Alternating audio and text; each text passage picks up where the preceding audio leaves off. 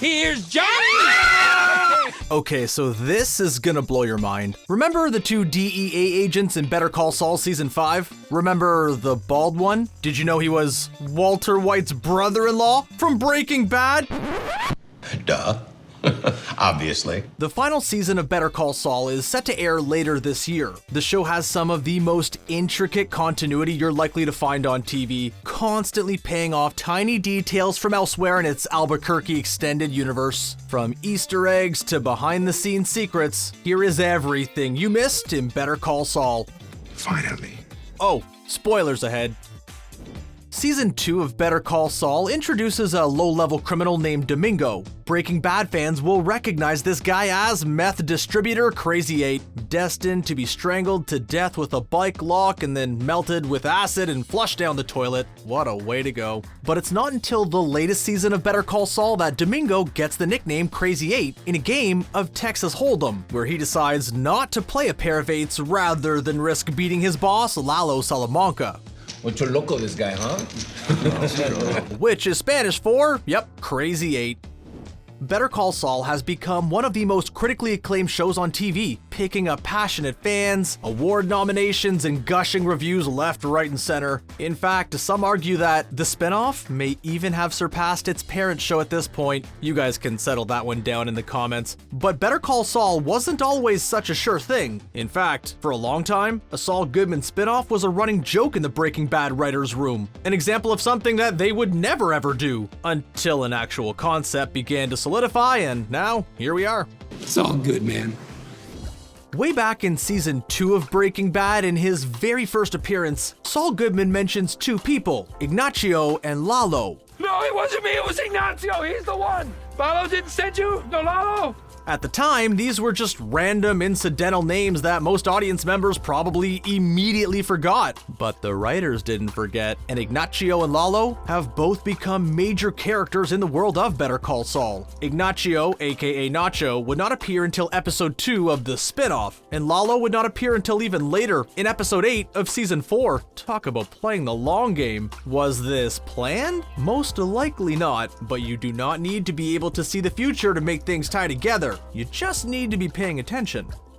Better Call Saul also rewards its audience for paying attention. The show is full of little details that you don't necessarily have to pick up on to enjoy what's happening, but which definitely enrich the experience for eagle-eyed fans with long memories. They give the sense of a living, breathing universe where the little details matter. One of these details is a reoccurring reference to Ice Station Zebra, originally a fake holding company used by Saul Goodman in Breaking Bad. What is Ice Station Zebra Associates? The reference gets its own sweet little origin story in the spinoff, first as a movie that Kim Wexler and Jimmy McGill enjoy, and then as a fake company the pair use when they're out running scams together. One of the most memorable scenes in Breaking Bad has to be the death of Gus Fring, who suffers an extreme case of, having half his face blown off by Hector Salamanca and a vengeful Walter White. Ouch. The gruesome scene takes place in Casa Tranquila, Salamanca's retirement home, the same retirement home where a number of Jimmy McGill's elder law clients live in Better Call Saul. Seems to be a pretty popular community, or at least it was. The brutal death by wheelchair bomb of a local fast food boss and meth tycoon probably hasn't done its reputation much good. Michael McKean has rightly been celebrated for his role as Jimmy McGill's prickly, egotistical, and troubled brother Charles, aka Chuck. The flawed and complex character is another example of the Better Call Saul team's precise and careful writing, and he was a worthy foil for Jimmy until his tragic death. But did you know that it was none other than Bryan Cranston himself who told McKean that the show was looking to cast a brother for Jimmy? The two were appearing in a play together, and Cranston said that he thought McKean should try out for the role. It is all about who you know. Exactly how small is Albuquerque? Several hundred square miles at least. So what a coincidence that the nail salon that doubles as Jimmy's office in Better Call Saul happens to be on Juan Tabo Boulevard, the same street as Gail Bedeker's apartment. Whether if they ever bumped into each other buying groceries. Ah, Gail, gone before your time. R.I.P. to a true original, a man who really knew how to live life to the full. By the time its final season ended, Breaking Bad had the cultural zeitgeist in the palm of its hand. It's a cliche, but it really did seem like everyone was talking about the show, which made a potential spin-off series an extremely high-profile venture. The project was so high-profile, in fact, that the producers tried to keep the whole thing a secret, to the extent that Rhea Seehorn didn't even know that she was auditioning for Better Call Saul when she came in to try out. She was only told once she had the role in the bag.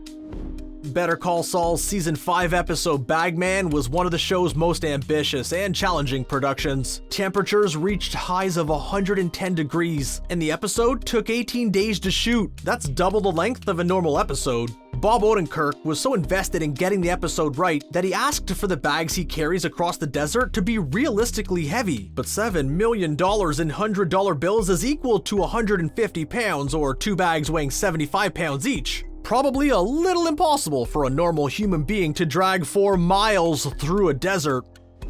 In Better Call Saul's first season episode, Hero, Jimmy pays a guy to fall off a billboard as a stunt to drum up publicity for his legal practice. His accomplice is played by actor and stuntman Eddie J. Fernandez. Look familiar? That's because Fernandez also played a cartel gunman in the 3rd season of Breaking Bad. Casting coincidence? Very possibly. Such things happen all the time. But considering the close attention to detail taken by the production teams on these shows, we can't help but wonder. Who knows? Maybe Robert Williams got in really deep after the billboard incident. As we've previously mentioned, Jimmy likes to use a nail salon as his place of business in Better Call Saul, and he seems pretty happy doing so. In fact, the guy is such a fan of nail salons as a cover for shady dealings that he will later suggest to his Breaking Bad clients that they use a nail salon to launder their meth money. Of course, Skyler and Walt will eventually settle on a car wash instead. Their loss. That cucumber water looks choice, yo! Church. By the time of Breaking Bad, when Saul Goodman has entirely left behind his life as Jimmy McGill, he wears a pretty ostentatious pinky ring. From watching that show, you would naturally assume that it's just a piece of bling that the flashy lawyer wears to impress, but there's more to the jewelry than meets the eye. We discover in Better Call Saul that it used to belong to his friend Marco, and was given to Jimmy by Marco's mother after his friend's death. Just another example of the show using granular detail to deepen our understanding of its characters. Most of the main characters in Better Call Saul, Breaking Bad, and El Camino do their share of suffering, but there are some minor players who get put through the ringer too. Let's pour one out for them, huh? Or not, because Ken probably deserves it. This douchebag got on the wrong side of Walter White in Breaking Bad's first season and got his car set on fire as a result, and we also see him getting conned by Jimmy and Kim in Better Call Saul. A con that involves a familiar brand of tequila. See? It's all connected. Being a lawyer, Jimmy spends a lot of time at the courthouse, wheeling and dealing and shooting his mouth off to scoop up clients. It's one of the most familiar locations in the show. But did you know that the building that portrays the courthouse also happens to be a real-life courthouse? The old Bernalillo County Courthouse, to be exact. It's interesting for a few reasons. For one, rumors suggest that the building is haunted by a ghostly schoolgirl. For another, the location was also used to portray a police station in Breaking Bad. One for the freeze frame junkies. This one. About 20 minutes into Better Call Saul's 3rd episode, our favorite shady lawyer makes a call from a payphone. If you've got your Action Man eagle eyes on, you might notice a graffiti tag on that payphone. JPI. Look familiar? That's because we've seen it in Breaking Bad on the wall of Jesse's house, trashed from his never-ending post-murder trauma party. Jesse Pinkman? JPI? Huh? You do the math. Well, not the math exactly. The word math?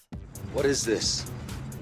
Reusing locations and sets is nothing new in TV, but Better Call Saul and its parent company's show make interesting use of the same locations. For example, did you notice that the same strip of highway is used for some major action in both Better Call Saul and Breaking Bad? In the original show, it's the site of major raids on Los Polos Hermanos trucks, and in Better Call Saul, it's used for a cartel dead drop. These criminal types really like this one barren stretch of highway, huh?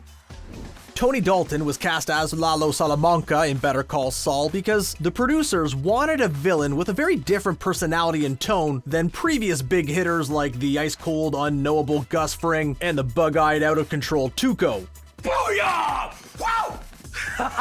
And they certainly got it. Lalo is flashy and carefree, with co-showrunner Peter Gould describing Dalton as the Errol Flynn of the show. Fascinatingly, Gould has said that Vince Gilligan didn't even want Lalo to appear in the show at first, and Gould had to push to introduce the character. A good decision, we think that you'll agree.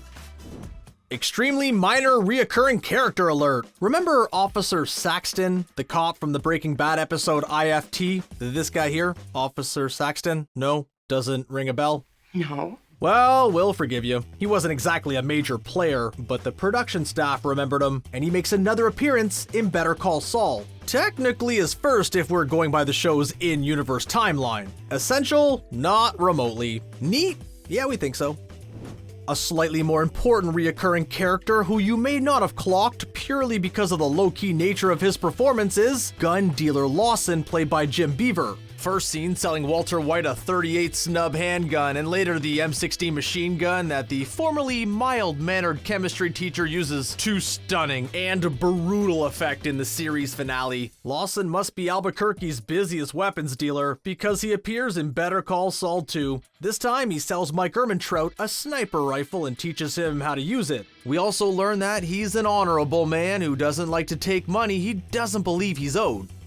Better Call Saul has received more award nominations than Saul Goodman has burner phones, but how many has it actually won? Well, at the time of this publication, okay, here we go. 4 Satellite Awards, 4 Saturn Awards, 3 American Film Institute Awards, 3 Critics' Choice Television Awards, 2 TCA Awards, 2 Writers Guild of America Awards, 1 Creative Arts Emmy, 1 Guild of Music Supervisors Award, and 1 Peabody Award. What's that? No primetime Emmys? Not a single one? What is that? Are you kidding me with this? Nope, just 39 nominations. Always the bridesmaid, never the bride.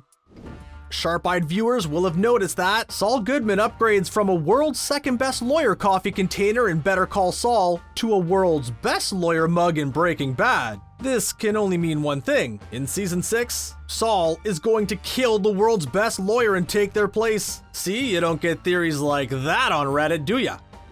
Here's one for the real nerds. We mean fans. Whatever, we mean both. Look at the titles of the episodes of Better Call Saul's second season. Now, look at the first letter of every episode title. Any secret messages appearing, huh? Fring's back, baby! Well, we thought it was fun. And that's not the first time this mischievous production team has left obscure cues in the episode titles. Way back in Breaking Bad Season 2, the titles of episode 1, 4, 10, and 13 spelled out 737 down over ABQ, which describes a pretty major event from that season. Always worth taking a second look at these things, and a third, and a 10th. Come on, don't pretend like you've got better things to do. Kim Wexler might have started the show as a counterpoint to Saul, a lawyer who does everything by the book, but her motivations have become increasingly gray as the series has progressed, and she's done some dark stuff in the later seasons. Vince Gilligan has said that her character arc is in some ways a conscious echo of Walter White's descent from Mr. Chips to Scarface. The show has become less about how flawed but good-hearted Jimmy McGill becomes Saul Goodman, and more about how seriously Kim Wexler will break bad. And what will become of her in the process? After all, she's nowhere to be seen in Breaking Bad. Throughout both Breaking Bad and Better Call Saul, we've seen Jimmy reference the fact that he has bad knees, I got bad knees! Ow! complaining to whoever happens to be manhandling him at that particular moment. Not that anybody listens. All right, I'm gonna stand up, all right? Because I got bad knees. It's a nice recurring detail that has never fully been explained within the universe of the show, though one of the writers from the show has an explanation. He says that the character's knee problems likely date back to his time as Slippin' Jimmy. After all, there are only so many times a guy can take a realistic fall before he damages something. And so, the big question for Better Call Saul Season 6, will Walter White, or Jesse Pinkman, or both, appear? There has been no confirmation or denial of a guest appearance, though in the past, Vince Gilligan has been adamant that neither would show up in Better Call Saul, and that makes sense. It would be very early in Jesse's criminal timeline, and Waltz wouldn't have even started yet, which leaves few possibilities for real drama. It's not like they could actually meet Saul. There's also the fact that Bryan Cranston and Aaron Paul have both aged a few years since Season 1 of Breaking Bad. Although the actors have said that they'd be open to returning if asked, and the Better Call Saul team have said that they'd love to welcome them back. Whatever the producers decide to do, ultimately, I think we all know who we really want to see make a cameo in Season 6 of Better Call Saul, don't we? The real star of the Breaking Bad universe, the Bishop of Bacon, the King of Breakfast himself, Walt Jr., right? I'll do it. I know you won't. Better Call Saul.